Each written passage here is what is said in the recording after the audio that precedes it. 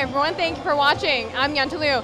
Now it has just been minutes that the World Cup game, Australia versus Holland, just ended, and we are at Cafe de Plaza, to join in on the atmosphere and the ambiance.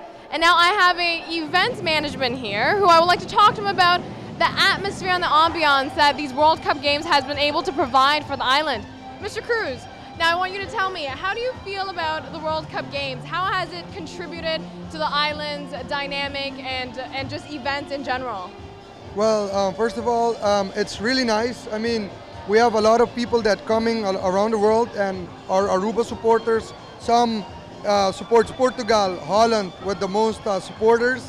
And then you have Brazil. And yeah, today Holland won. They had it a little bit difficult. But I mean, it wasn't so easy at Spain. But the Australians were really good. But I'm glad we won 3-2. So now we go to the next round.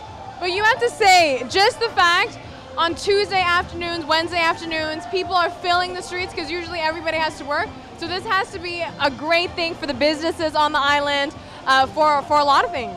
Yeah, definitely.